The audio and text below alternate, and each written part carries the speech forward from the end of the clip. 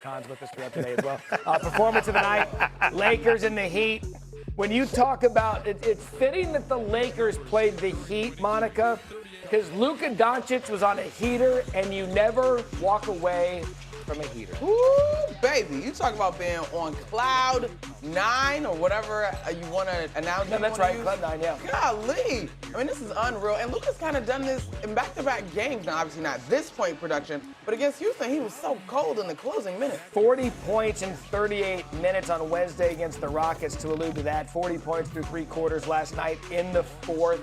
Luka, I mean, he's not like, he doesn't have the quick, but boy, he's got that shot in the foul. 7-point lead after the free throw. Luka, 48 points after the made free throw. Then LeBron misses the layup, but guess who's there?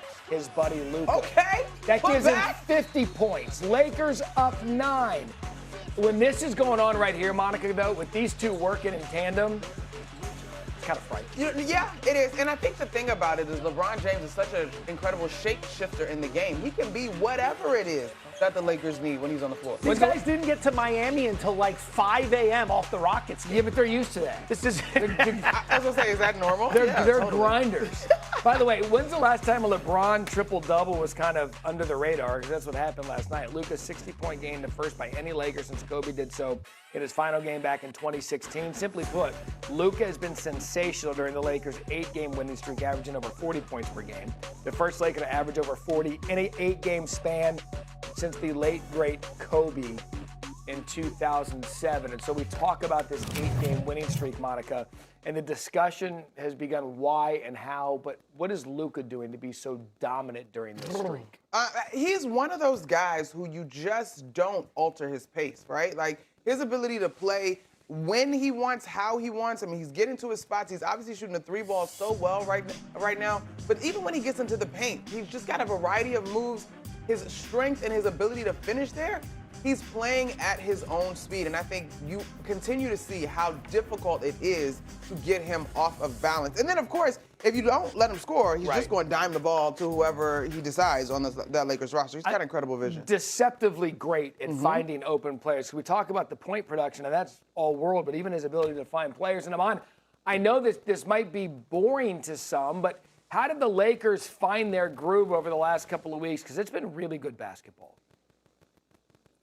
I mean, though we can't, miss out on Luka doing everything besides selling the popcorn himself on the offensive end. Where the Lakers have figured it out is defensively. Defensively, as a team, they are now trusting each other.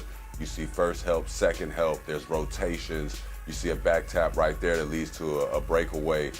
You make things easier on the offensive end when you play defense this way. And when you play defense this way, it becomes contagious. I think you're seeing more deflections. You're seeing more and more guys become valuable because the game is no longer into the walk it up and get a certain shot mode. It's more freelance. It's more fun for everybody, and everybody's getting involved. But J.J. Redick is doing a great job finding a team defense, and having LeBron James be able to be a chameleon is, something to smile about. And it's scary, Monica, quickly. If this team learns how to play defense, we might have to start changing the conversation about the Lakers. Man, Matt, you telling them. So in the last 10 games, they're 9-1. They have climbed to 11th in defensive rating, and they're 12th in points in the paint allowed per game. Or points in the paint allowed per game. So there are tenets that we have to see that are associated with teams that are real contenders. Right. That in this small sample size, they look more legit than they do fraud. So we'll see what happens. We're just looking around. It's like, Joe, wait a second. I mean, these Lakers look good. And Luka now climbing up the MVP race. They do. He was 150-1 a couple weeks ago. Now he's 17-1. He's the second best odds behind SGA. And we've seen late season surges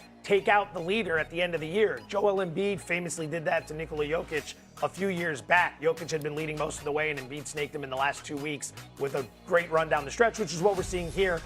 I'd caution, though, with the Lakers. We saw a run like this after Luka showed up last year. They went like 8-2. They were playing good D. Everyone got excited. And then we all know what happened. This is not happening. The MVP race is closed. Okay. Close. Just so you know. It's close. That's not happening. So you just blew through everything Fortenbaugh just 100%. said. It's not happening. I do, however, appreciate McNutt allowing me to say it before she crapped all over. That's true, yeah. That's true. We took 30 seconds we didn't need to tell Joe that he was wrong. I hear you. It's a great number and all, but no, it's not. Basketball Friday, we are off and run point comeback. Hill Jr., 34 points. They come back from 19 with 7:11 left in the second half. This thing looked as if it was done, but that's when it all fell apart. UNC scored 8 points over the final 12 minutes of the game, while VCU scored 26. Because of it, Tar Heels out. Hubert Davis, what say you? Did you sense that your team got a little bit tired there? I did not. I didn't. Did you go to just a six-man rotation in the second half? Because that was my decision. All right, Sean, when you hear Hubert Davis in that post-game press conference, they were up a lot, 19 points. VCU comes back in the second half. How much of this is on Hubert Davis? Well, I think, look, every win is always going to be on the players. Every loss is going to be on the coaches, right? That's how we view sports. I think when you look at this season in its totality for North Carolina, one of the problems that we've seen throughout the course of the season has been at the defensive end of the floor and their inability to get stops. And they allowed 47 points in the second half of that game last night. And they got beat off the bounce. And that was a problem throughout the course of the season for this North Carolina team. But I think the broader picture of this, and you'll see it here in a second, is the connectivity out on the court defensively. Where's the help side? You're hugging people on the weak side that aren't even in the play. They're over 2 passes away, and you're allowing that layup that tied the game. And eventually you go on to lose that contest.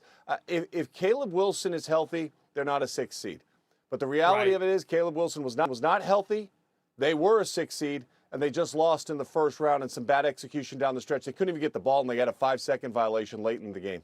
And it was a game, again, that they were controlling Joe Fort, on a game that they probably should have just slid right through onto the round of 32. Do you believe that Hubert Davis has coached his last game at UNC? We're very close to that. Very close to that. It's one thing if you're a 10-point dog, you lose your star player, you go into the tournament, you lose a closely contested game. We can all move on from that. It's another thing when you're a small favorite in the game, you have a 19-point lead, and then late, as the collapse is starting to get away from you, the coach is unable to step in to mitigate the damage. How about on the missed free throw? Not understanding that it has to hit the rim in order for it to count. That's something that the coach should be going over with the players. Going into overtime, a chance to rebound from all the damage that had been caused, a chance to settle everyone down. Didn't work.